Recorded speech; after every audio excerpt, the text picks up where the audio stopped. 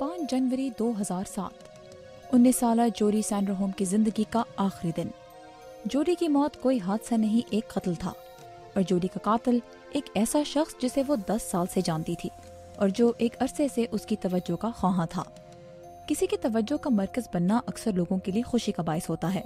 फिल्मी सितारों और मारूफ शख्सियात के लिए फूल, तहाइफ और पैगामात मिलना अनोखी बात नहीं, और आम लोग भी इस तरह की तवज्जो से अमूमन परेशान नहीं होते। लेकिन जब इन phone calls, text messages, emails और खतूत में भेजने वाले का जुनून और गुस्सा झलकने लगे और कोई शख्स जबरदस्ती तहाइफ और मुलाकात का सिलसिला जारी रखे, तो ये सूरत हाल मोहब्बत नहीं, एक ऐसे जुर्म की शक्ल इख्तियार कर लेती है जिसे अमेरिका में स्टॉकिंग या पीछा करना कहते हैं।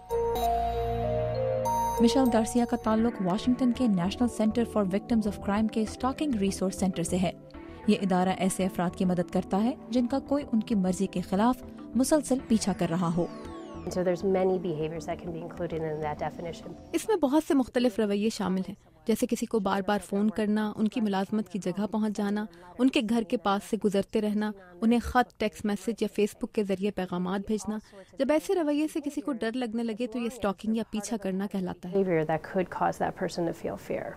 अमेरिका के महकमा इंसाफ की जानिब से गुज़िश्ता साल शाया होने वाली एक रिपोर्ट के मुताबिक 2009 में यहाँ तकरीबन 34 लाख अफराद इस जुर्म का निशाना बने। इनमें से ज्यादातर की उम्र 18 से 24 बरस के दरमियान थी और इनमें अक्सरियत खवातीन की थी। तहकीक से जाहिर हुआ है कि खवातीन मर्दों की निस्बत इस जुर्म की शिकार 3 गुना ज्यादा होती हैं, लेकिन मर्द भी इसका निशाना बनते हैं और अक्सर उन्हें इसकी निशानदेही करने में मुश्किल होती है। इसी तरह मुजरिम कोई भी हो सकता है, लेकिन आम तौर पर इस जुर्म का इर्तिकाब मर्द ज्यादा करते हैं।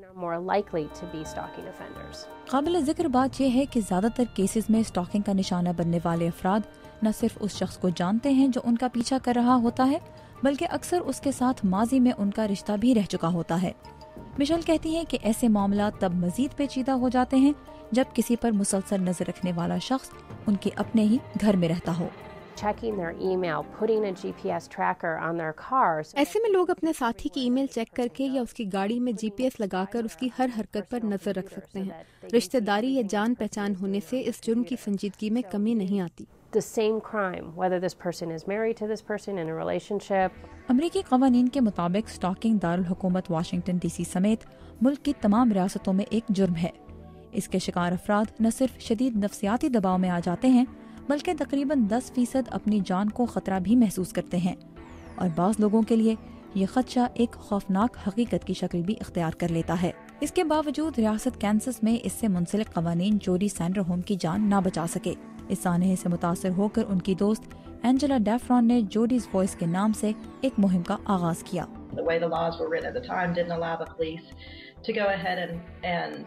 उस वक्त के कानून के मुताबिक पुलिस तब तक किसी शख्स को गिरफ्तार नहीं कर सकती थी जब तक वो वाज़ेह तौर पर खतरनाक ना साबित हो जाए, लेकिन अब कानून में मुजरिम के मुस्तकिल रवैये को बुनियाद बनाया गया है।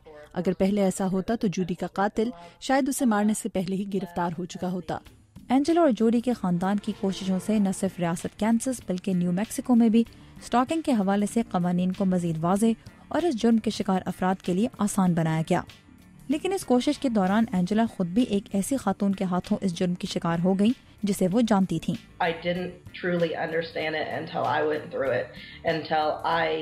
मुझे इस जुर्म की नौयत का अंदाजा तब हुआ जब मैं खुद इसका निशाना बनी। जब मेरे फोन की घंटी बजती, मुझे ईमेल आती या मेरे घर के पास से कोई गाड़ी गुजरती तो मुझे डर लगता। मुझ में उन धमकियों के सच हो जाने का इतना खौफ पैदा हो गया कि मैंने अकेले बाहर जाना छोड़ दिया और जिंदगी में पहली मर्तबा पिस्तौल चलाना सीखी।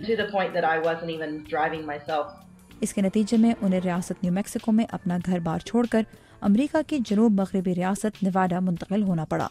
मिशेल गार्सिया कहती हैं कि पीछा करने वाले शख्स के खिलाफ अदालत की जानिब से दूर रहने का हुक्मनामा हासिल करने के अलावा अपनी रिहाइश, फोन नंबर, ईमेल एड्रेस और रोजमर्रा की रूटीन बदलकर मुतासरा अफराद मुजरिमों की पहुंच से बड़ी हद तक दूर हो सकते हैं।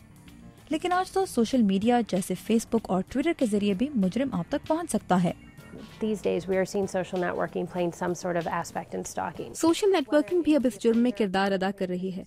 मुजरिम आपके वेब पेज के जरिए ये देख सकता है कि आप कब किससे क्या कह रहे हैं। वो इसके जरिए आपको पैगामात भेज सकता है और आपके नाम से पेज बनाकर आपकी शनाख्त भी चुरा सकता है। Or in some cases actually taking over her social networking site and posing as her and posting items. اسی لیے مشیل فیس بک اور ٹویٹر پر اپنے بارے میں بہت زیادہ معلومات شائع نہ کرنے کا مشورہ بھی دیتی ہیں۔ انٹرنیٹ پر آج جوڈی سینڈرہوم جیسی کئی کہانیاں موجود ہیں۔ اس جرم کے حوالے سے آگہی پھیلانے کے لیے بہت سی تنظیمیں اور ویب سائٹس بھی موجود ہیں۔ تاہم اینجلا ڈیفران محسوس کرتی ہیں کہ امریکی معاشرہ اس جرم کو اب بھی سنجیدگی سے نہیں لے رہا۔ پیچھا کرنے کا لفظ آج کسی کو بہت تلاش کرنے کے معنوں میں بھی استعمال کیا جاتا ہے۔ ایسا نہیں ہونا چاہیے۔ اس جرم کا نام عام گفتگو کا حصہ جتنا زیادہ بنے گا، اتنا ہی معاشرہ اس کے سدباب کے بارے میں کم سنجیدگی سے سوچے گا۔ مشیل گارسیا کہتی ہیں کہ آپ کا تعلق خواہ کسی بھی ملک یا معاشرے سے ہو، اگر آپ محسوس کرتے ہیں کہ کوئی شخص زبردستی آپ سے تعلق قائم کرنے کی کوشش کر رہا ہے یا آپ پر مسلسل نظر رکھ رہا ہے، تو مدد کے لیے ضرور آواز اٹھائیے اور کسی ایسے ادارے یا شخص سے رجوع کیجیے جس پر آپ بھروسہ کر سکتے ہیں، کیونکہ ذہنی سکون اور اپنی جان کا تحفظ آپ کا حق ہے اور اس کی حفاظت معاشرے کی ذمہ داری۔ سارہ زمان، اردو VOA، واشنگٹن۔